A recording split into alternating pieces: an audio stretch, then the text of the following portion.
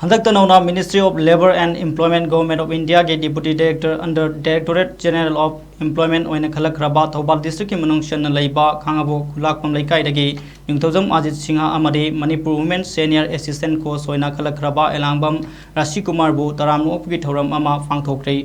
लैकाइ अदुदा लैरिबा social welfare club खांगाबो ना सिंदोना पांगथोखिबा फेलिसिएशन सेरेमनी अदुदा खांगाबो केंद्र के MLA ओक्रम सूर्यकुमार अमदी हानगी जिला परिषद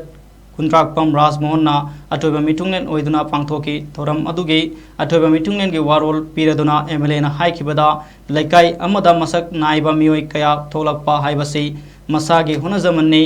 हाइकी माइ फागलबा खुदिंगमकना अइगे इमुंगी खंद्रिङै अइगे सर्विस सिना अइगे सोसाइटी की दमक करी पीबा ngамगनी हाइबसी खनब तंगाइ फदे हाइकी MLA नमका तारादुना हाइखिबदा हौजिक केंद्र असिदगी अफब मियोय लेप्तन थोरकपा असिना तुंगदा हगुलकलिबा महिरोय कयादसु अमत्त ओइना पुनसिलगा inspire पीनबा होनसी हाइखि ngasiगी तरामनो उपगे theorem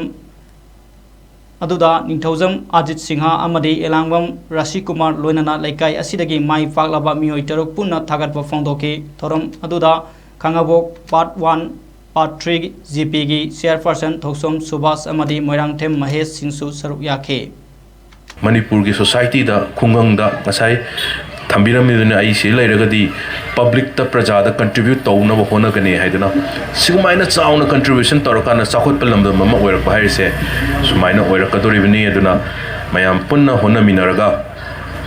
iyamba ajit kumba leiriba hogolakliba naha mayam ma tholaiba ngasi reception tawgodoriba mayam punamak akhoi khungang chakhotpa khung khangabok chakhotpa kendra chakhotpa manipur ma oinaba punna honaminasi noina ngasi naha mayam hogolakliba reception tawgodoriba ngasi lakadoriba naharol noi mayam na achouba mu wera kanda imung manung gisu khangadawni but first priority da aina akhoi gi society sida kari pithok piba ngamgani have paisa sen piba nataba nangi service to na kari piba ngamgani have se masina top priority da thamsi haidana ai inau sing icha sing hogalakni ba mayam sing sida ai thamjage